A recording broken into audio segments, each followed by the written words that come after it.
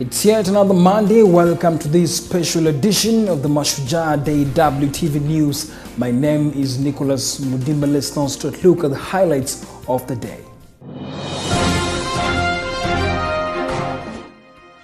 The 5th Mashujaa Day marked by pomp and color.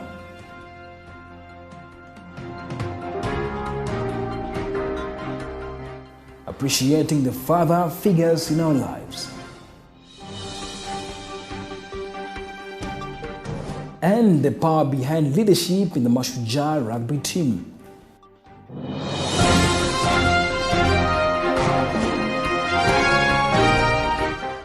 Welcome to the news once again. For Kenyans around the world, October 20th has been a significant day since independence in this country. But today, the 5th Mashujaa Day was celebrated by pomp and color, led by President Uhuru Kenyatta.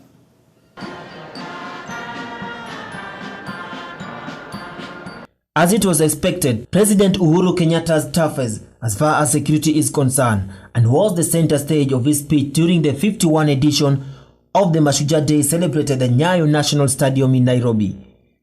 The recent attack by the Al-Shabaab and youth recruitment was heavily condemned.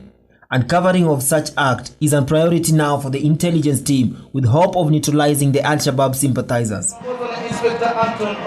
As we undertake these efforts, let us also take the time to honor and to celebrate our men and women in uniform who serve at home and abroad. These patriots who daily risk their lives to bring stability to neighboring Somalia by waging war against a ruthless organization. Some of them have paid the ultimate price in the line of duty. As their Commander-in-Chief, I call on you to join me in honoring them all. Our best tribute to them is to make sure they feel our gratitude. The Nyumba Kumi initiative was again given a surprise green light. The need for transparency in public sector was also another stressing point from the president. Corruption and self-benefiting scheme were put on notice by the president. According to the president, education will also be boosted by the new 140 megawatt power plant, which will also reduce the power rates in Kenya. My government will intensify efforts to stamp out incitement. We will insist, with every legal tool at my disposal, that the use of public pulpits by all leaders, teachers, preachers, and imams be lawful and focused on building national cohesion. Among those who were also present in the ceremony was Deputy President William Ruto, who was also positive as far as development of transport and communication sector is concerned in the country. The improvement of social amenity will also play a bigger role in development of less grown areas in the country. We too should also play our part by denying criminals space to operate. This will be achieved by our participating in the Nyumba Kumi program. Since its inception, numerous plans by extremists and terrorists have been foiled with the assistance of Kenyans. Our country will become safe, neighborhood by neighborhood, through the involvement of each and every one of us. Despite the nature of celebration, leaders were still put on notice to take accountability in their leadership in order to improve the lives of the future generation. A lot of Kenya will now be expecting more from the government, courtesy of the optimistic speech and positive assurance from the leaders. And as Kenyans continue to count its blessing, all eyes will now be on factors such as security, high living standard, and the overall health care of the common mwananchi. The Mashujaa Day was marked by celebrations across the country, and despite the harsh weather, Kenyans availed themselves in full numbers to celebrate this special day. Elijah Mang has compiled for us the pomp and color witnessed during this day. Nyayo National Stadium was a beehive of activities this morning. Not even the drizzling that could stop many Kenyans from getting into the stadium. And so in numbers they came to honor their heroes and heroines. Dignitaries from institutions and walks of life joined Kenyans in celebrating the event.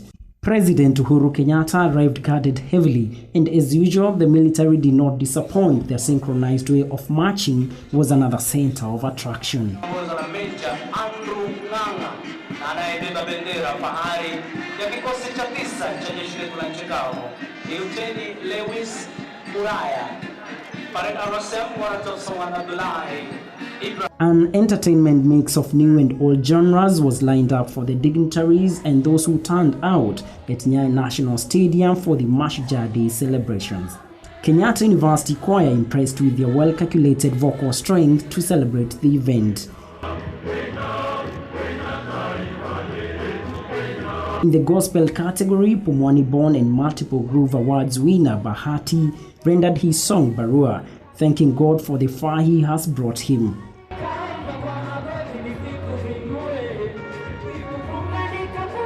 The rains were merciful enough not to rain the event off, a situation that ended the event in no hassles and unnecessary troubles.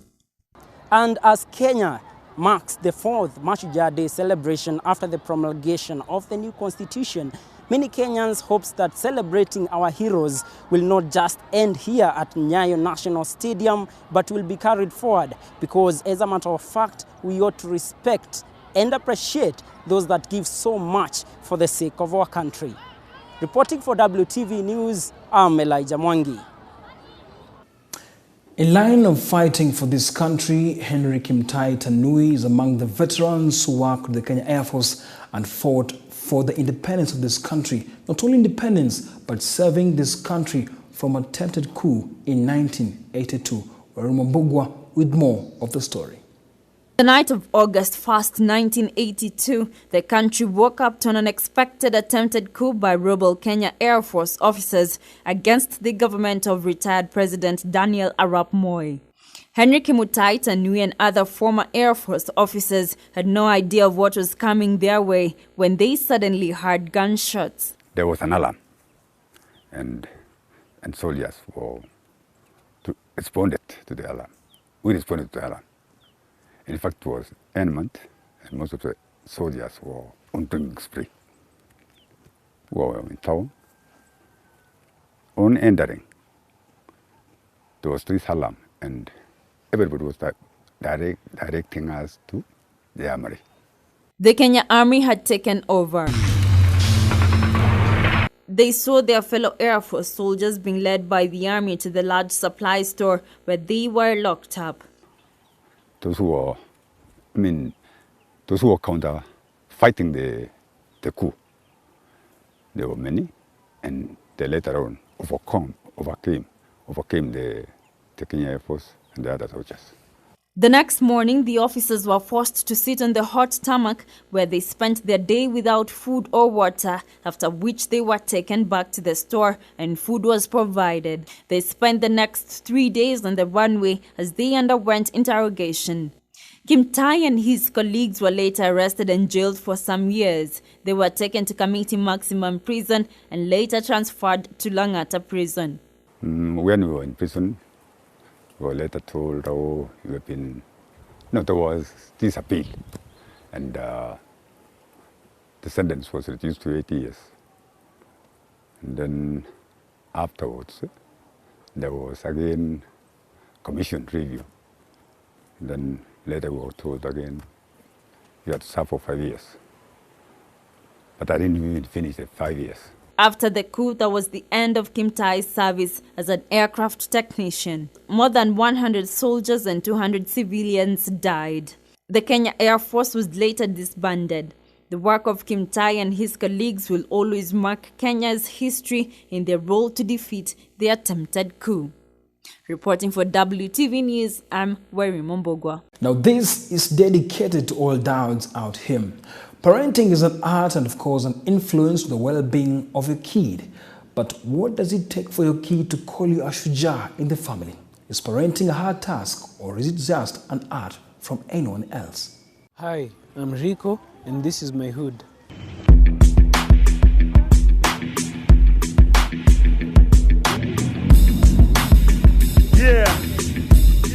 Exponential potential.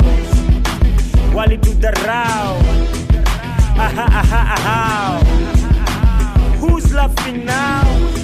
Exponential potential. Umoja, a Swahili word for unity, is one of the residential estates in Nairobi that sprang up soon after independence. Life kwa mtaa is not easy. I've seen guys go through drug addiction, guys go through crime, guys.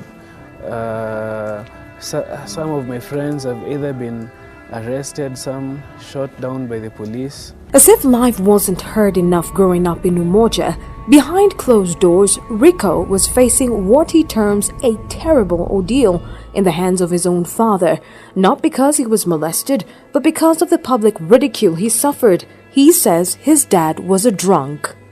Guys would know me as the son of the guy who drinks. That in a way affected me, and I did not, and I decided I don't want to be identified in that kind of way. In the years that ensued, concerns about his own masculinity came to question. Questions that led to his turning point. The biggest inspiration for me came from my grandma. She challenged me, and she has always wanted to see me doing good. I got a couple of my friends and we decided to do something. So we decided to start with a movie shop. Meet Martin Njihia, a father and programs director of the Man Enough initiative Transform Nations, and Eric Mungai, a young father and coordinator of the Shujaa Dads program at Transform Nations. Join in the conversation as they answer questions about masculinity and fatherhood.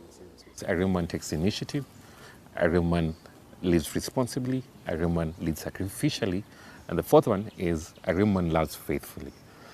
A father is present, a father is a provider, a father is a protector, a father is a prophet, and a father is a priest. But like Rico, many children are left wounded by their fathers and their characters. Acknowledge that you've been hurt, that there is pain from your father, from your past. Then let go. And in the letting go is forgiving, just forgiving him.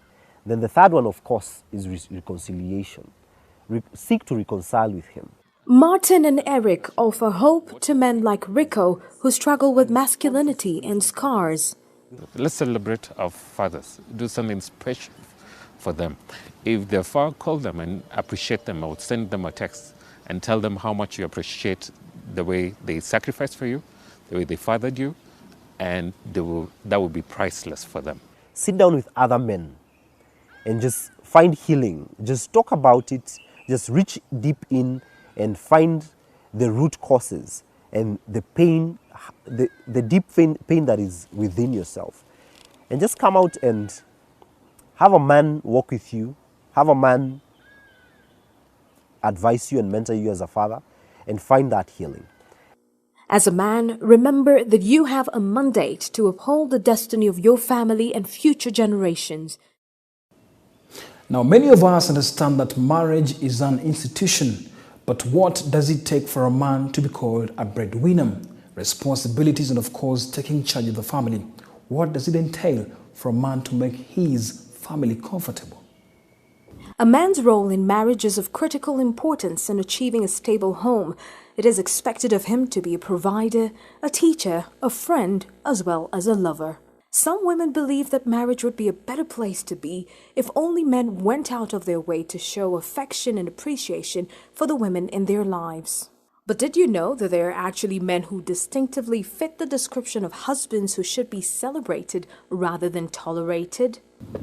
Meet the Moiruris, a mature couple that stands as a sure testimony to the fact that true love in marriage exists. My name is David Kamande Moiruri. I'm 54 years old. I've been married for the past 28 years. I'm Faith Wamboy Kamande. I'm born again and I'm a housewife. Anne believes that despite the challenges they have faced through time, there was still a reason to hold on. He has been supportive. Amenisikiria kwa mambo mingi. Hata kama sina job, ile kidogo ako nayo, we share it together. Whatever small it is, Whatever much it is, we share with one heart. In another setup, we talked to renowned artist Baby One, who tells us about himself as a husband. And just to what extent would he go to show his attention or affection for his wife? I'll keep doing what I'm doing. I'll do my best to make her happy, yeah, to stay happy in this marriage. Yeah, anything she wants, I will do. I will do anything for her. Okay. Yeah. So what does it take for a husband to ensure that the wife is happy in the marriage? Take good care of her, love her, buy her gifts. Yeah. Do you then do that? That's what I do, like daily. You buy her gifts daily? Gifts, like, yeah, that's what I do, actually. These are just some of the men celebrated and acknowledged as Shujaa husbands. As a man, go that extra mile to build your home by making your wife happy. Reporting for WTV News, I am Wavinya Wanyasa. Now, finally, the evolution and, of course, the rise of our Sevens national team has actually been attributed to the strong technical team, but, of course, the internal team leadership, the captain. Our Kenyan captain, Andrew Amonde, has been one strong figure with the national Sevens team, leading the Sevens team to many glorious events in the country and, of course, around the world. We now take a look at Andrew Amonde, a father figure for the Mashujaa Kenya Sevens team.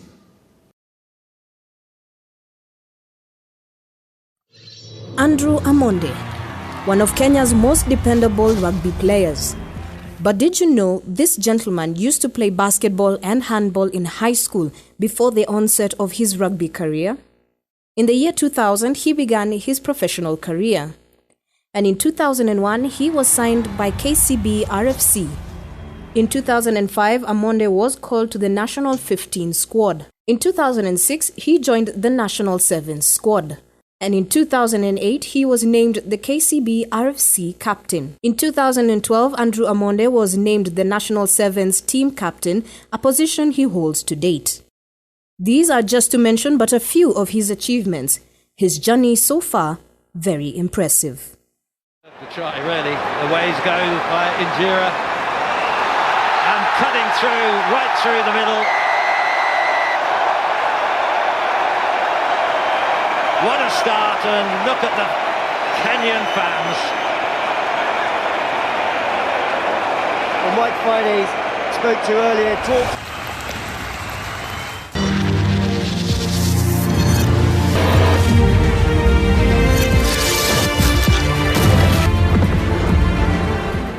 All right, and that's it for WTV News this evening. My name is Nicholas Mudimba, but be sure to join Zawadi Mudibu tomorrow in the morning for more Mashujaa stories and, of course, updates from our able team here at WTV. My name is Nick Mudimba. Be sure to catch us tomorrow, same place, same time. Have a good night.